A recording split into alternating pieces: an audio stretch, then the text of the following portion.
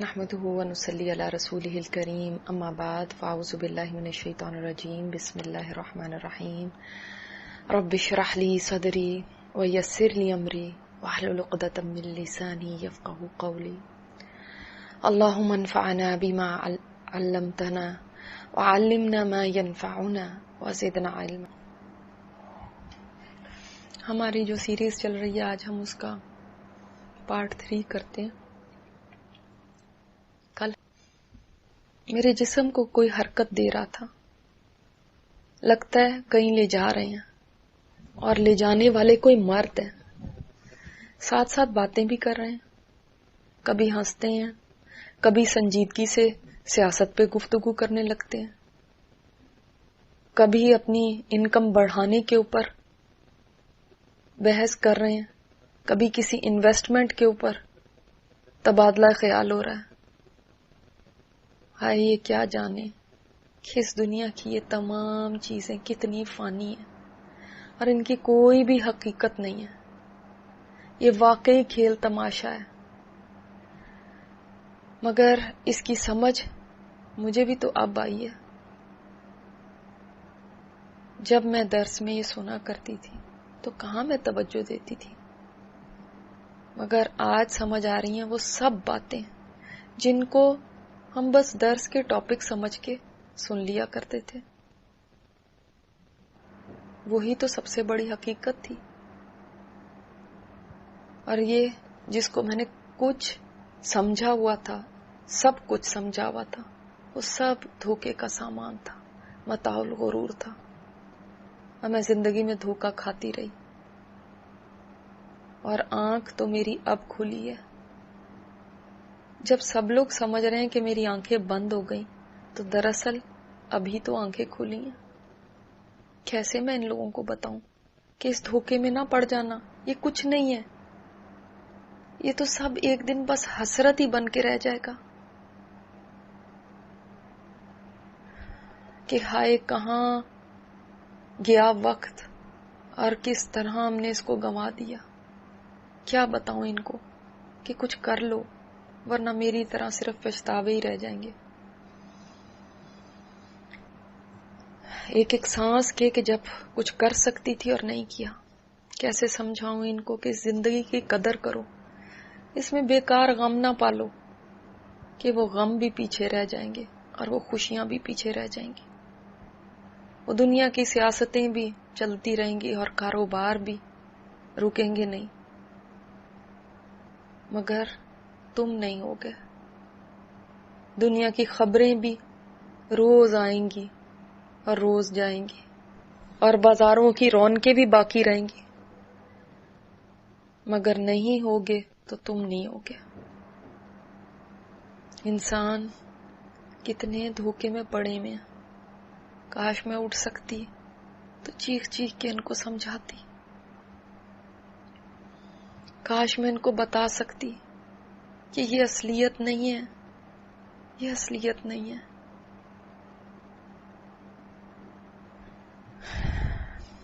حرکت بند ہو گئی ہے، لگتا ہے گاڑی رک چکی ہے. مجھے نکالا جا رہا ہے اور بہت سی مانوس آوازیں پھر سے آنے لگی ہیں. کہیں بھائی کی، کہیں ماموں کی، کہیں دوسرے رشتہ داروں کی. مجھے لے جایا جا رہا ہے اور کسی سخت جگہ پہ رکھ دیا گیا ہے. رکھنے والے رکھ کے جا چکے ہیں. کمرے میں مکمل خاموشی ہے. پتہ نہیں اب کیا ہونے والا ہے. کئی لمحے یوں ہی گزر گئے. اب آہستہ آہستہ دروازہ کھلنے کی آواز آ رہی ہے، اور امی، گڑیا، بہن کی آواز کو تو پہچان رہی ہوں، مگر ان کے ساتھ کچھ اور آوازیں بھی ہیں. یہ تو بڑی جانی پہچانی آوازیں ہیں. یہ میری دوستیں ہیں اور ان کے ساتھ کچھ اجنبی آوازیں اور بھی ہیں.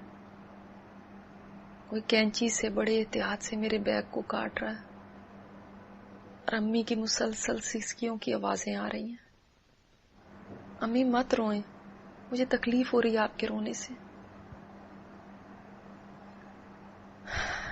میں گڑیا کی آواز کو بھی پہچان رہی ہوں. وہ روتے ہوئے کچھ کہہ رہی ہے. میرا بیگ مکمل کاٹ دیا گیا. گڑیا میرے چہرے پہ جیسے شاید جھکی ہوئی ہے.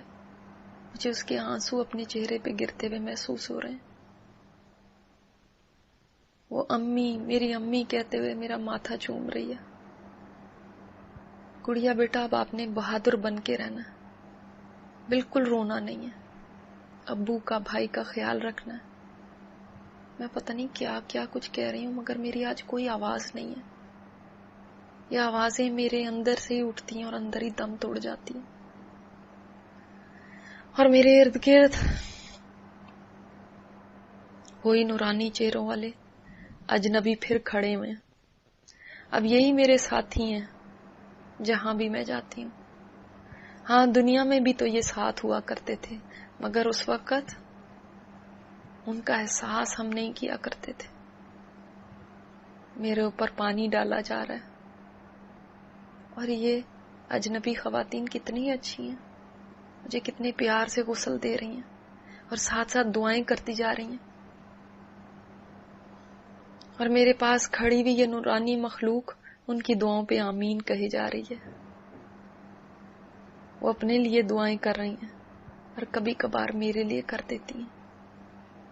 امی اور گڑیا کی آوازیں کچھ فاصلے سے آ رہی ہیں مگر پتہ نہیں کیا کہہ رہی ہیں. ہاں، البتہ میری سہیلیوں کی آوازیں مجھے صاف سنائی دے رہی ہیں. دونوں کچھ دیر سے میری تعریفوں میں لگی ہوئی ہیں، لیکن اب پھر وہی موضوع شروع کر دیا. تم کیا پہن رہی ہو؟ کوکی کی بیٹی کی ولیمے پہ کتنے بجے نکلو گی؟ ہاں، آج کل یہ چیز بڑی ان چل رہی ہے، نیا ڈیزائن یہی آیا ہوا ہے، اور فلاں جگہ بڑی سیل چل رہی ہے. اور تم نے اس شو کے ٹکٹ لے لیے؟ میں سخت دکھی ہو رہی ہوں ان کی باتیں سن کے. روفی اور نازی، کیا ابھی بھی تمہیں یہ باتیں سوجھ رہی ہیں؟ کیا مجھے دیکھ کے بھی تمہیں عبرت نہیں آ رہی؟ بس 2-4 منٹ کے لیے میرا ذکر کیا، پھر تم مطمئن ہو گئی. کیا اتنا سا ہی سیکھا ہے تم نے میری موت سے؟ کیا میرے لیے دعائیں کرنے کا تمہیں کوئی خیال نہیں ہے؟ ہاں، میں نے کوئی نیک دوست بنائی ہوتی جو جانتی ہوتی کہ اس وقت کیا کرنا چاہیے تو آج ایسا نہ ہوتا. میری دوستیں دکھی تو لگ رہی ہیں، مگر ان کو معلوم ہی نہیں کہ آج مجھے کس چیز کی ضرورت ہے. وہ پھر انہی باتوں میں لگی ہوئی ہیں.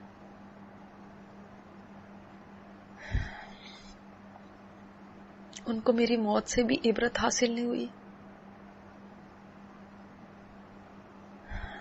دیکھو تو صحیح، میں بھی کوکی کی بیٹی کی شادی پہ جا رہی تھی اور دیکھو کہاں پہنچ چکی ہوں. کیا تم سوچتی نہیں ہو کہ موت کتنے قریب ہے؟ اس کی بیٹی کا تو ابھی ولیمہ بھی نہیں ہوا اور میں دیکھو کدھر جا چکی اتنی سی دیر میں. یہاں سے چلے جانا بس اتنا ہی آسان ہوتا ہے، مگر ہاں، تم کیا جانو اس کو. تمہاری وہ محفلیں تو آباد رہیں گی مگر میں نہیں ہوں گی. تمہاری پارٹیاں چلتی رہیں گی یوں ہی، مگر میری ضرورت ان میں نہیں ہوگی. وہ فن، وہ کہے اسی طرح بلند ہوتے رہیں گے، بس میرا ساتھ نہیں ہوگا. میں تو وہ ہوں جس کو تم لوگ اپنی مجلسوں کی جان سمجھتی تھے. تم لوگ کہا تو کرتے تھے کہ رومی آ جاتی ہے تو محفل میں جان پڑ جاتی ہے، مگر اب اس جان کے بغیر ہی تم خوشی خوشی اس طرح ہنس کھیل رہی ہو. اور میں خامخواہ سمجھا کرتی تھی گویا میں ہی وی آئی پی ہوں اور میرے بغیر تو رونقیں ماند پڑ جائیں گی.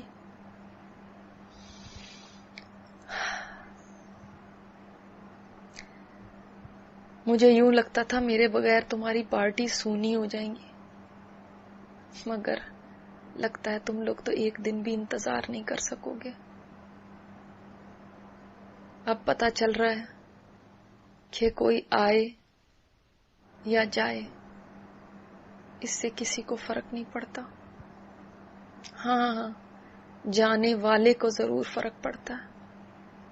میں نے کتنا لمبا سفر طے کر لیا، کتنی منزلوں سے گزر چکی، اور تم لوگ ابھی تک وہیں کے وہیں. میں تمہیں کیا کہوں، میں خود بھی تو تم جیسی تھی. میری کزن جب مجھے قرآن کی طرف بلاتی تھی تو مجھے بہت اچھا لگتا تھا، میرا بڑا دل لگتا تھا ان مجلسوں میں. مگر پھر تمہارے پاس آیا کرتی تو پھر وہی دنیا یا دنیا. میں تمہاری وجہ سے پوری طرح قرآن کی طرف بھی نہیں ہو سکی. تمہاری طرف آتی تو قرآن کی کشش کھینچ لیتی، اور قرآن کی طرف جاتی تو تم لوگ کھینچ لیا کرتے تھے. وہ کتنے اچھے دن تھے جب عمل کا موقع میرے پاس تھا.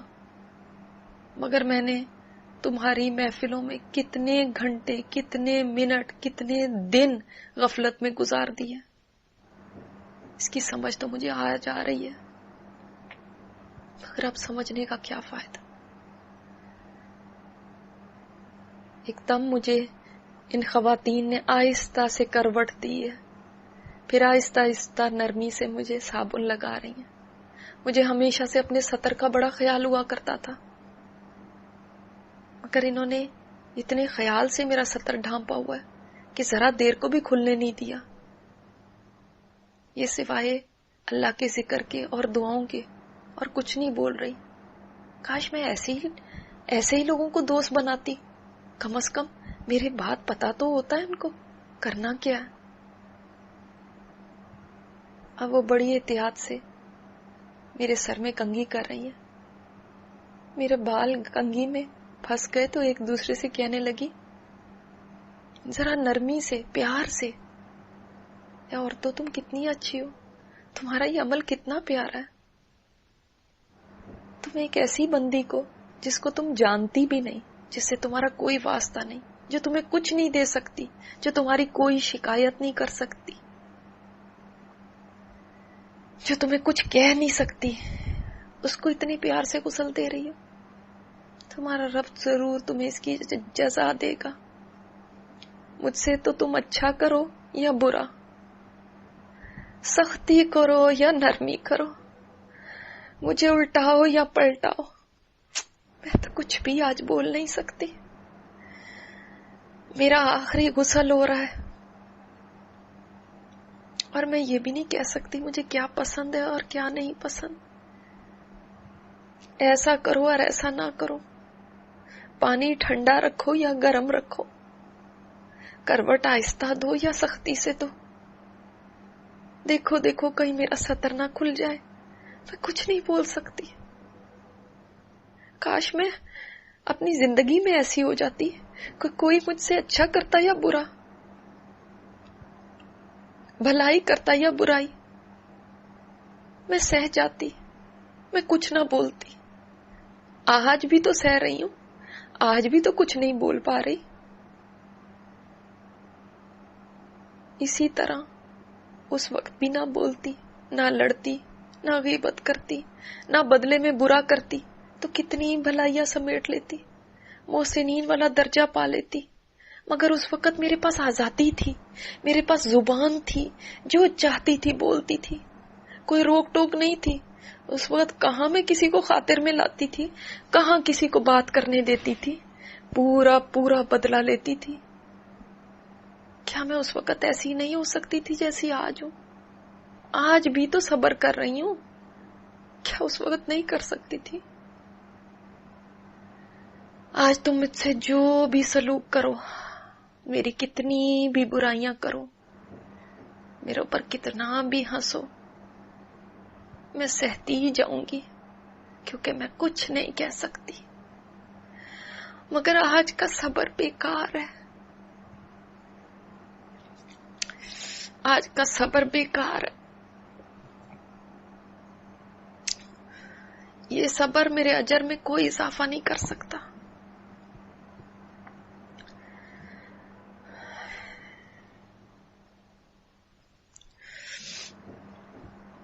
اور تو تم نے بے شک مجھ سے بڑا اچھا سلوک کیا ہے، مگر مجھے آج یہ بات زیادہ پسند آتی اگر میری اپنی بیٹی کو غسل دینا آتا اور وہ مجھے محبت سے غسل دیتی اپنی ماں کو، مگر میں تو اس کو کبھی کہیں فوتگی میں لے کر بھی نہیں جایا کرتی تھی کہ بچی یہ ڈر جائے گی۔ کیا آج اس کی اپنی ماں ہی مردہ نہیں پڑی ہوئی اس کے سامنے؟ بھلا یہ مردہ جسم بھی کیا کسی کو نقصان دے سکتا ہے؟ یہ تو خود اتنا محتاج ہوتا ہے، اس سے کیوں میں ڈرتی تھی؟ یہ مردہ جسم تو خود بیچارہ اپنے انجام سے ڈرا ہوا ہوتا ہے، اور ہم کیسے اس سے دور بھاگا کرتے تھے۔ میں تو اتنا ڈرتی تھی کہ موت کا کہیں ذکر بھی ہوتا تھا تو لوگوں کو چپ کروا دیا کرتی تھی کہ بس کرو، جب آئے گی تو دیکھا جائے گا، ابھی کیوں سارا مزہ خراب کر رہے ہو؟ کیا ضرورت ہے ان باتوں کی؟ مجھے تو کبھی اس بارے میں سوچنے کی فرصت تک نہ تھی، نہ ہی کبھی یہ اچھا لگتا تھا کہ ایسا سوچوں۔ سوچتی کیسے؟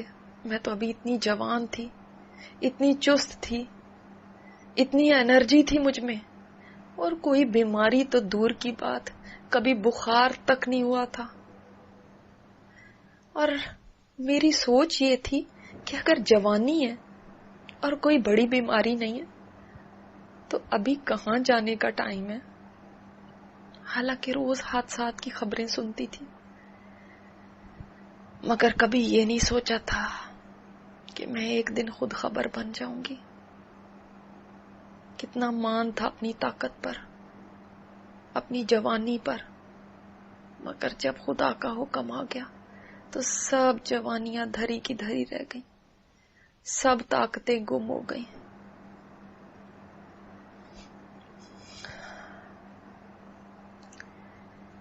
ایک خاتون نے امی اور گڑیا اور بہن کو آواز دی، اور میری سہیلیوں کو بھی جو ابھی تک باتوں میں لگی ہوئی تھی، اور ابھی تک ان کو کسی نے کمرے سے جانے کو نہیں کہا تھا۔ کیا ان کو یہ پتا نہیں تھا کہ اگر میں زندہ ہوتی تو کیا میں پسند کرتی کہ لوگ کھڑے ہو کے یوں میرے غسل لینے کا تماشا دیکھیں؟ مگر میں آج کہاں کچھ کہہ سکتی ہوں؟ کوئی کمرے میں ہے یا نہیں ہے میں تو بتا ہی نہیں سکتی، کچھ بول نہیں سکتی، کسی کو جانے کا نہیں کہہ سکتی۔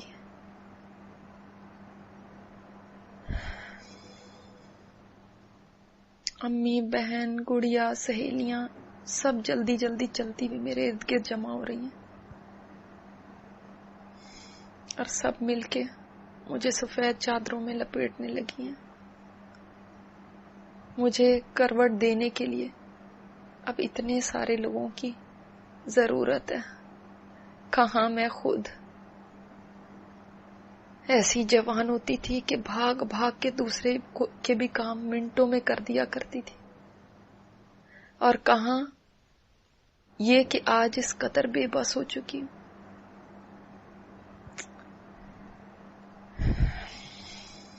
آج غسل لینا اور خود کو لپیٹنا تو دور کی بات ہے، خود کو کروٹ تک نہیں دے سکتی ہوں، اس کے لیے بھی اتنے سارے لوگوں کی محتاج ہوں۔ آج اس بات کی بھی محتاج ہوں کہ کوئی میرے سطر کو بے پرد نہ ہونے دے، خود اپنے سطر کا خیال بھی نہیں کر سکتی۔ آج اتنی مجبور ہو چکی ہوں کہ اشارے سے بھی نہیں بتا سکتی کہ ذرا آرام سے دیکھو میں کہیں گر نہ جاؤں اس تختے سے، ذرا آرام سے، ذرا احتیاط سے۔ میری دوست نازی امی سے بولی، آنٹی مجھے کوئی کہہ رہا تھا کہ آپ لوگ باڈی پاکستان لے جانے کا سوچ رہے تھے، اگر اس میں کوئی ہیلپ چاہیے تو بتائیں، ہمارے تو کانٹیکٹس ہیں، فری میں بھجوا سکتے ہیں۔ اس بات پہ اگر میں چیخ سکتی تو چیخ کے کہتی، نہیں، میں تم لوگوں کو کیسے بتاؤں ایسا کرنا میں اپنے ساتھ ہرگز پسند نہیں کروں گی. میں تم لوگوں کو کیسے اپنی مرضی بتاؤں؟ اور نازی تم کتنی نادان ہو. تم بجائے امی کو منع کرنے کے کہ یہ تکلیف دینے کی کیا ضرورت ہے، تم الٹا ہیلپ آفر کر رہی ہو. اور امی ٹھنڈی آہ بھر کے بولی، ہاں بیٹا، ارادہ تو یہی تھا. وہاں سارے رشتے دار منہ بھی دیکھ لیتے اور وہاں ہم سے قریب ہوتی تو ہم قبر پہ آیا جایا کرتے. اب یہاں پردیس میں دفن کرنے، نہ ہمارا یہاں کوئی ہے نہ ہم یہاں رہتے ہیں. نازی بولی، بالکل ٹھیک کہتی ہیں آنٹی، پھر کیوں آپ نے آئیڈیا ڈراپ کر دیا؟ امی بڑے دکھ کے ساتھ کہنے لگی، بس اس کے مولوی بھائی نے نہیں لے جانے دیا. بہت کہا مگر وہ نہیں مانا. بھائی جان نے کتنا بڑا احسان کیا مجھ پہ. کیا ان لوگوں کو سمجھ نہیں ہے کہ میرے جسم کو چیرا پھاڑا جاتا تو مجھے کتنی تکلیف ہوتی، میرے اعضاء کو نکالا جاتا، مرد میرے جسم کو ڈرین کرتے، کیا یہ سب کچھ ان کو گوارا ہوتا؟ امی لگتا ہے بھائی جان سے ناراض ہیں. بولی، اس نے تو ضد کر کے دفنانے کی بھی جلدی کر دی، ورنہ میری بڑی بیٹی ابھی راستے میں ہے، وہ آ جاتی تو وہ بھی دیکھ لیتی. ارے امی آپ کو کیا بتاؤں، مجھے آج کسی کے آنے کی ضرورت نہیں، مجھے بس جلدی لے جائیں، جلدی لے جائیں میری منزل کی طرف، مت انتظار کریں کسی کا. اور مجھے تو آج سمجھ آ رہی ہے کہ میرے محبت کرنے والوں میں بھی میرے فائدے کے تو وہی ہیں جن کو دین کی کچھ سمجھ ہے. امی مجھ سے بہت پیار کرتی ہیں مگر ان کو پتہ نہیں ہے، دین کی سمجھ نہیں ہے، تو آج میری محبت میں وہ کام کرنا چاہتی ہیں جو مجھے فائدے کی جگہ الٹا نقصان دے گا. اور بھائی جان جن کے دین کی قدر مجھے کبھی نہیں آئی تھی دنیا میں، تو میں ان کی داڑھی اور حلیے کی وجہ سے شرمایا کرتی تھی کہ کہیں میری فیشنیبل دوستیں ان کو دیکھ نہ لیں، دیکھیں گی تو کیا کہیں گی کہ یہ تمہارا مولوی بھائی ہے. ان کے تو شوہر اور خاندان والے انتہائی اپ ٹو ڈیٹ اور ماڈ اسکواڈ ہے. اور مجھے اپنی بےعزتی لگا کرتی تھی کہ بھائی جان کیوں اس طرح سے رہتے ہیں. ہائی سوسائٹی میں اٹھنے بیٹھنے کے قابل نہیں رکھا انہوں نے خود کو. ہائے اب کہاں وہ ہائی سوسائٹیاں اور کہاں وہ فیشن. بھائی جان کو ان کی وہی پارسائی کام آ جائے گی، ان کا وہ اخلاق، ان کی وہ نیکی پرہیزگاری.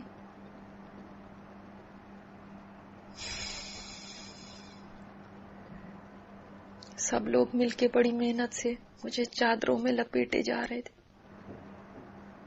یہی وہ کفن ہے جس کو دیکھ کے میں بہت گھبراتی تھی، مجھے بہت ٹینشن ہوتی تھی، اس سے دور بھاگتی تھی، اس کو ایسے سمجھتی تھی جیسے کوئی بلا ہے جو مجھ سے چمٹ جائے گی. اور آج دیکھو یہی میرا ہمیشہ کا لباس ہے. کہاں ہے میری وہ کلوزٹ جس میں قیمتی سے قیمتی جوڑے پڑے ہیں. اور ابھی کچھ تو میں نے خاص شادی کے لیے بنوائے تھے، میرا تو ایک ایک جوڑا انتہائی خوبصورت اور مہنگا تھا،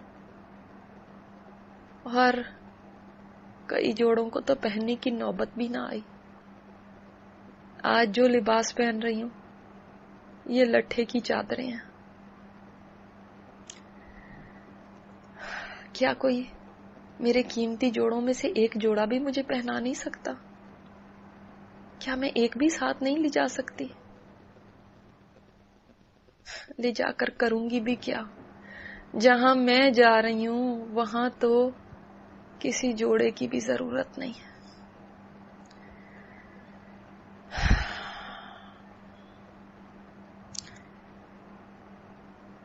میرے جسم کو تو چادروں میں لپیٹ دیا گیا ہے، اب حجاب مجھے پہنایا جا رہا ہے. یہ وہی حجاب ہے جو دنیا میں لیتی تو تھی، مگر ہمیشہ یہی تمنا کرتی تھی کہ نہ ہی پہننا پڑتا تو اچھا تھا،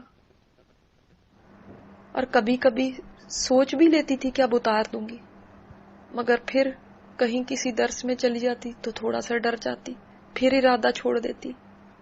اور آج آخری سفر پہ دیکھو کیسے اچھی طرح مجھے یہی حجاب پہنایا جا رہا ہے جس کو میں سر سے سرکاتی رہتی تھی۔